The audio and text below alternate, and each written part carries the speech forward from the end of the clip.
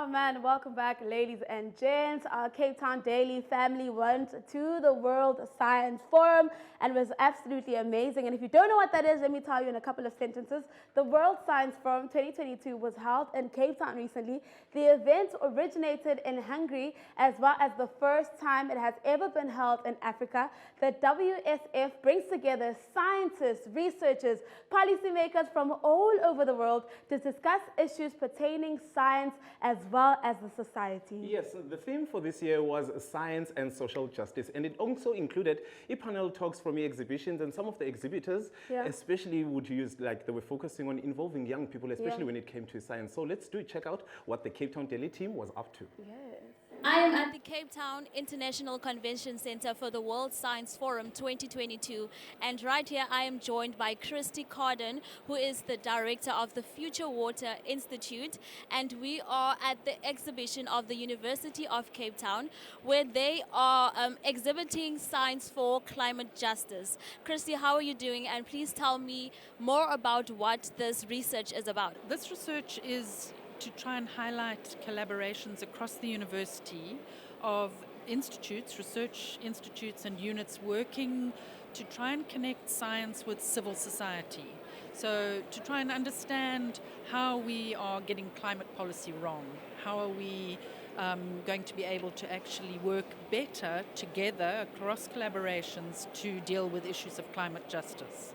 And listening to the President's keynote address yesterday, there were 5 questions that he asked through this forum should be debated and asked.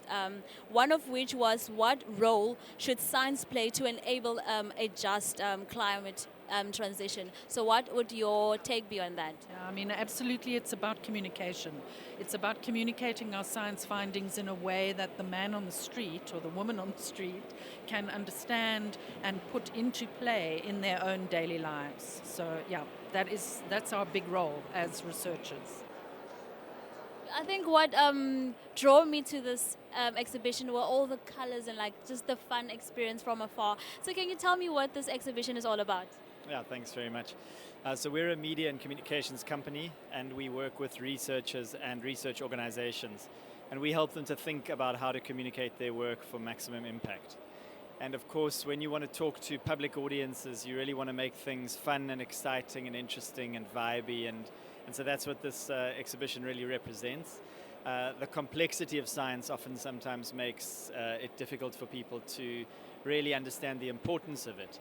But of course it's critical, it affects every aspect of the lives that we live.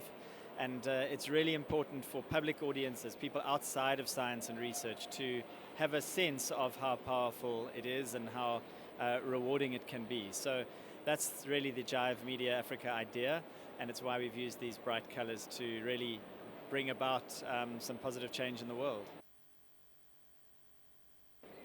So I'm currently standing at the South African National Space Agency. I think this is every 8-year-old's dream. So I'm joined by Deline, who will be telling us a bit more about this exhibition.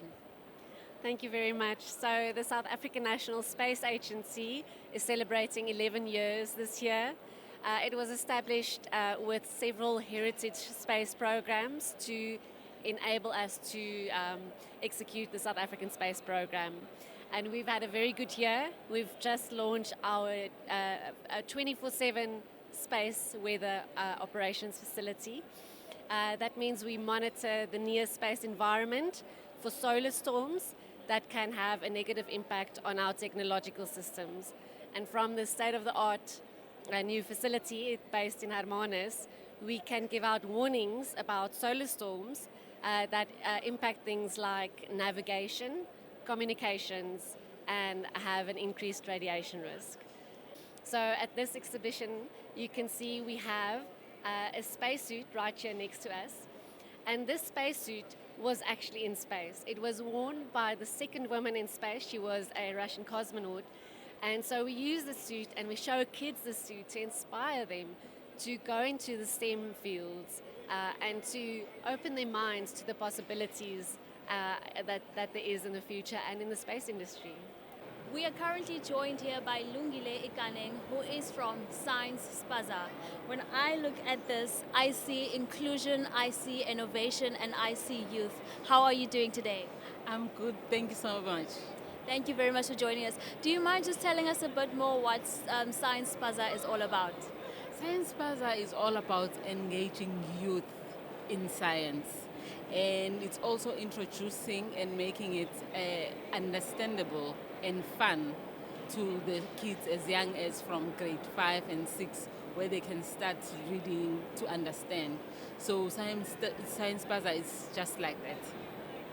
And I think it's important, the approach that you're taking, because when we look at the theme for this year, and also one of the main focuses is that we're trying to remove the complex language from science and make it more inclusive and make it more conversational. So can you just tell us how important is it for science to become an everyday language in our communities? You know, it's very important because from a very young age, we always think that science is isolated just because of the language. We don't understand, we learn to pass at school. But one thing that's for sure that we do not realize is that science, we live it every day. The minute you stand up on your own, that motion of movement is science. But if we are able to communicate that to the kids from a young age, an early age, they'll be able to learn, and as they grow up, they understand the importance of science in their everyday life, and they'll enjoy it, and they'll know that they know the important parts of science that's taking in their life. And I agree with that. So when we look at the practicality of it, how is your program practical? How have you been putting things in place to ensure that you're bringing science to the community, or you're involving the kids, as you've mentioned, into a science club? So what are some of the things that you've been practically doing or putting in place as part of your organization? You know, we have a network of science clubs. Most of them derive from schools around the country. And we have a magazine called Science Spaza Space, which involves articles from scientists, experiments, fun activities and workshops that the kids can get involved in and interact and be a team. And sometimes we do get a competition that are sponsored for them to entice them and show them that science is fun. So the communities, they always benefit on that, because once the young ones get the hang of it, then they are able to implement it in their own spaces. And these magazines, they actually get them for free. If you are in a science club, you are able to register with us so that we can be able to get access to the resources that we provide.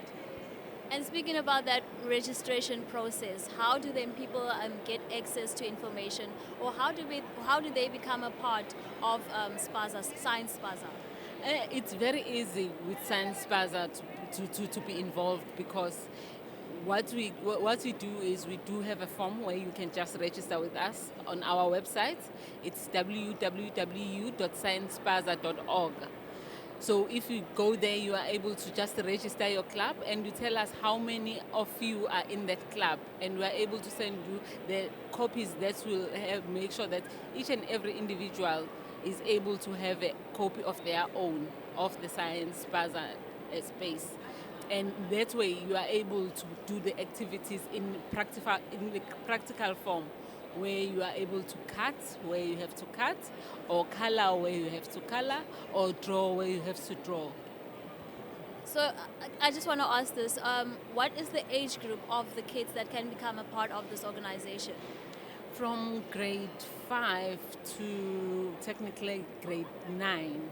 So even if you are 16 and you are in grade 9, there is no cut off.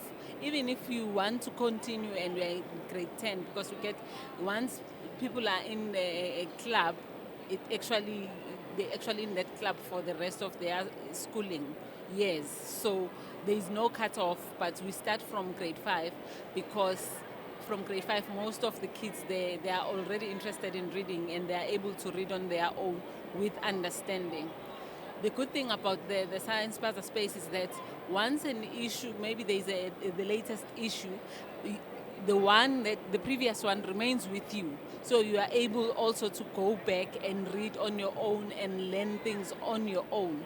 Because most of our kids now, they don't have, some of the kids, they don't have access to the libraries. Libraries are closed, they close very early on a Saturday and Sunday, so they don't open on Sunday. So what do you do in that space? So they're able to grab it because it's their copy, they own it, they take care of it, and they're able to read it at any time.